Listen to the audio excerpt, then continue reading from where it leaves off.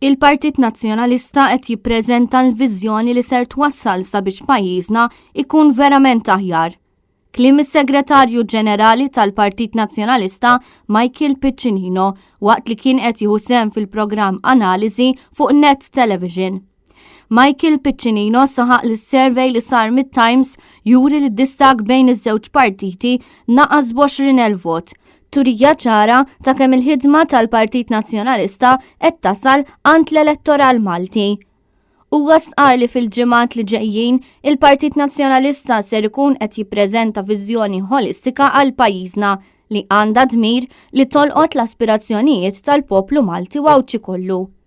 Dwar l-iżvilupp massiġġ tal-Marina f'Marsa Scala, Michael Piccinino saħaq li jekk dan il-proġett mhux ġej minn Robert Abela kif stqar id-deputat Jean-Claude Mikallef, allura din tqajjem ħafna mistoqsijiet. Jekk Robert Abela mhux ġej minnu dan il-proġett, allura iqajjem ħafna iktar mistoqsijiet għaliex jinborġ. Kien jgħid jimbotta l-proġett u jiddefendih pubblikament din il-ġimgħa. Jiġifieri Robert Abela tilef il-kontroll daqshekk fuq il-kabinett tiegħu illi għandna sitwazzjoni fejn għandek il-Ministru jinborġ qiegħed hemm barra jimbotta proġett kontra vida ta' Robert Abela. Is-Segretarju Ġenerali tal-Partit Nazzjonalista tkellem ukoll dwar il-faċilità korrettiva ta' Kordin fejn saħaq li dawn in-nies li jmorru hemm sabiex jiskontaw sentenza għal emilhom għandhom jiġu riformati sabiex dawn in-nies joħorġu minn hemm aħjar. Huwa stqar li jekk ma jsirx hekk mhux biss tkun qed issir vendikazzjoni mal-ħabsi iżda anke mas-soċjetà in ġenerali. Li dak li jkun jidħol hemm ġew u ssir vendikazzjoni miegħu flok ngħinuh sabiex jirriforma ruħu ħalli joħroġ bniedem aħjar, mhux biss hija vendikazzjoni ma' dak il-proxmu li għad hemm ġew, hija vendikazzjoni mas-soċjetà illi nkunu fallejna illi dak il-persuna, dak l-individwu ma nkunux tajnih lajnuna kollha meħtieġa biex jirriforma u joħroġ u jkun bniedem aħjar. Michael Piccinino għamel aċċenn għal fake news li ħarġet il-medja tal-Partit Laburista aktar kmieni din il-ġimgħa.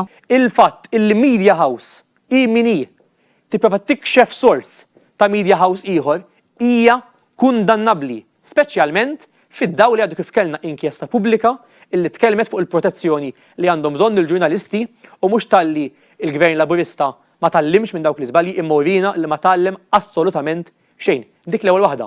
It-tieni ħaġa li hija xokkanti allura fuq livell politiku darba hija illi il-Gvern Laburista bil-medja tiegħu huwa moħħu biex jattakka l-messaġġier.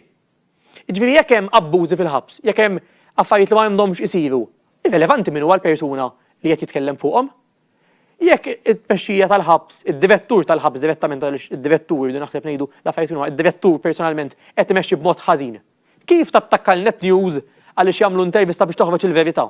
Wara rapporti li l-elezzjoni tista' ssir f'Novembru, Michael Piccinino sostna li huwa evidenti li l-gvern ta' Robert Abela jinsab f'paniku, tant li Abela qed jingħata l-parir sabiex isejjaħ elezzjoni mill-aktar fiss.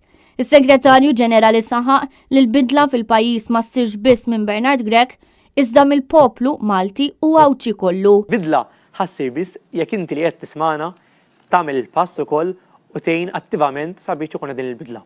Il-bidla ħassir biss jekk inti tinaqqad magħna tgħinna sabiex inkomplu nbidlu fejn hemm bżonn ħalli nilħqu l-aspirazzjonijiet tiegħek imma wkoll ħalli tgħinna sabiex nilħqu l-aspirazzjonijiet tal-poplu Malti u għawċi kollu. Il-bidla ħassir biss jekk naħdmu l-koll flimkien sabiex nġibu. Xerona De Bono, Net News.